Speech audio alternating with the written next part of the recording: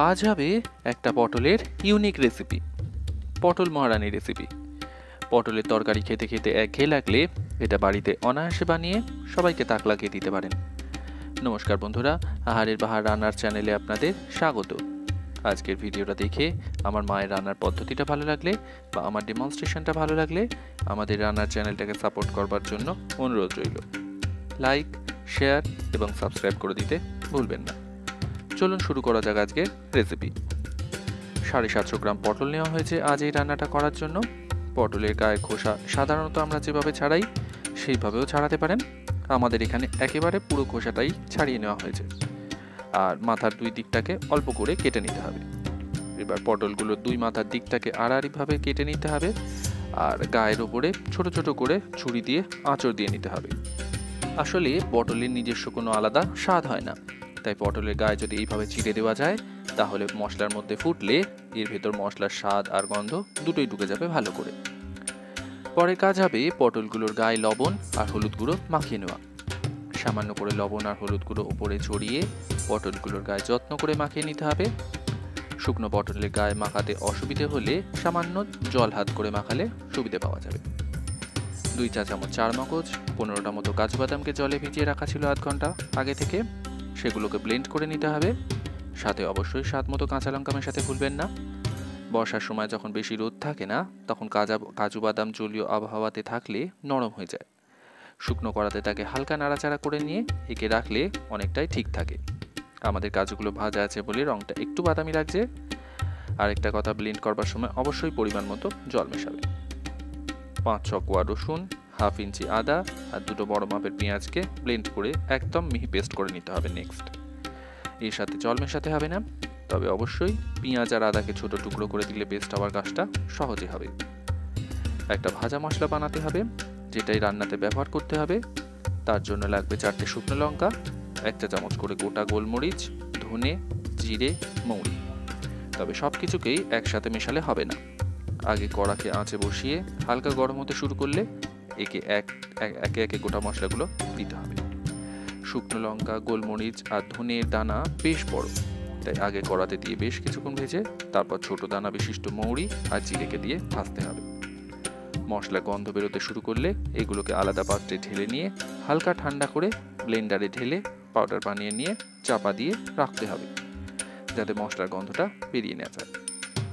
Next পটল ভাজতে হবে। তার জন্য কড়াতে নিতে হবে পর্যাপ্ত পরিমাণে সর্ষের তেল। তেলটা গরম হয়ে এলে পটলগুলোকে তেলে ছেড়ে ভাজতে হবে। একটু যত্ন করেই ভাজতে হবে, তাই সবকটা পটলকে 2 ব্যাচে ভাজা হয়েছে। পটলকে যদি এইভাবে নুন হলুদ মাখিয়ে কিছু সময় রেখে তারপর ভাজা হয় তাহলে পটল ভীষণ নরম হয় আর গ্রেভির মধ্যে ফুটলে একদম রসগোল্লার মতো নরম আর রসালো হবে। একটু সময় ধরে উল্টে পাল্টে 3-4 মিনিট সময় ভাজার পরে তেল ঝরিয়ে তুলে আলাদা পাত্রে রাখতে হবে। এদিকে ভাজার পর যা তেল পড়ে আছে তার মধ্যে গোটা মশলা ফোড়ন দিতে হবে। 3-4টে করে এলাচ, লবঙ্গ, একটা দারচিনির টুকরো, হাফ চা চামচ গোটা জিরে দিয়ে আগে মিনিট খানেক মতো সময় কম আছে ভাজতে হবে যাতে গোটা মশলার গন্ধটা বেরিয়ে আসে।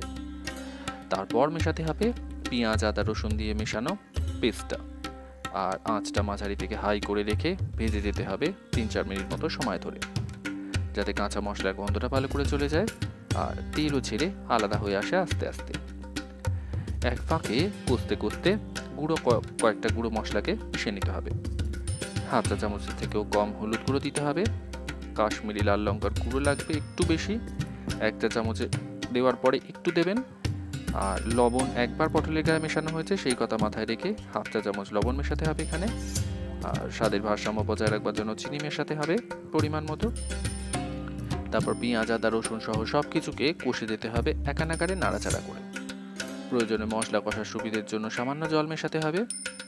যেহেতু তেল আছে তাই আঁচটা মাঝারি থেকে হাই করে রেখেও একে কষে দিতে হবে মিনিট 3 মতো সময় ধরে যাতে কাঁচা গুঁড়ো মশলার গন্ধটা ভালো করে চলে যায়। এবার মেশানোর পালা কাজু, চারমগজ আর কাঁচা লঙ্কা দিয়ে বানানো মিশ্রণটা। পাশাপাশি মেশাতে হবে টক দই, তবে আগে কাজুর পেস্টটা মিশিয়ে কষতে কষতে এক ফাঁকে দইটা মেশাতে হবে। 100 গ্রাম টক দইয়ের সাথে সামান্য জল মিশিয়ে আগে থেকে একটু ফেটিয়ে নিতে হবে। তারপর আঁচটা কম করে মেশাতে হবে। আর কাজু বাদামের পেস্ট বা টক দই কিন্তু দুটোই মেশানোর সময় আঁচটা কম করে রাখতে হবে, এমনকি কষার সময়ও আঁচটা কম করেই রাখতে হবে। টক দই মেশানোর পর কষতে কষতে এক পাকে মেশাতে হবে ভাজা মশলার গুঁড়োটা 1 চা চামচ পরিমাণে। একটা কথা বলা হয়নি, এই রান্নার শেষের দিকে চিলি ফ্লেক্স মেশাতে হবে। তাই শুকনো মশলা ভাজার সময় যে 4টে শুকনো লঙ্কাকে ভাজা হয়েছিল তার মধ্যে 2টোকে পাউডার বানানো হয়েছে আর বাকি 2টোকে চিলি ফ্লেক্স করে নেওয়া হয়েছে। এবং ভাজা লঙ্কাগুলোকে হালকা গরম অবস্থায় ব্লেন্ড করে পাউডার বা ফ্লেক্স যদি বানিয়ে না নেওয়া হয় ঠান্ডা অবস্থায় কিন্তু অসুবিধা হতে পারে। পুরো মশলা মেশানোর পর 5-6 মিনিট মাঝারি থেকে হাই আঁচে কষলে মশলাটা বেশ শুকিয়ে আসবে, তখন জল মেশাতে হবে। এই রান্নার গ্রেভি বেশ গাঢ় হয়, তাই জলটা বুঝে শুনে মেশাবেন। তবে গ্রেভির মধ্যেই পটলগুলো বেশ কিছু সময় ফুটবে, আবার ঠান্ডা হলেও কিন্তু গ্রেভিটা বেশ বসে যায়। মোটামুটি 300-400 মিলিলিটার মতো জল মেশালে যথেষ্ট হবে। যেহেতু জল মেশানো আছে তাই আঁচ মাঝারি করে রেখে একবার চাপা দিয়ে মিনিট 5 সময় অপেক্ষা করা যেতে পারে। ঢাকা খোলার পর এবার ভাজা পটলগুলো মেশানোর পালা। ভাজার পর পটলগুলো বেশ কিছুক্ষণ রাখা ছিল, দেখলে বুঝতে পারবেন কতটা নরম হয়ে গেছে এগুলো। তবে চুপসে গেছে ঠিকই, কিন্তু ঝোলে ফুটলে আবার বেশ রসাল হয়ে ফুলে যাবে। গ্রেভির মধ্যে একে একে পটলগুলো দেওয়ার পর শেষ একবার চাপা দিয়ে ফুটতে দিতে হবে। পটলগুলো ভাজা হয়েছে ভালো করে, ফলে অনেকটাই সিদ্ধ হয়ে আছে, সুতরাং চাপা দিয়ে 10-12 মিনিট মতো সময় অপেক্ষা করলে যথেষ্ট হবে। পটল দেওয়ার পর গ্রেভির মধ্যে সবটা নাড়াচাড়া করে আঁচ মাঝারি করে ফুটতে দিতে হবে।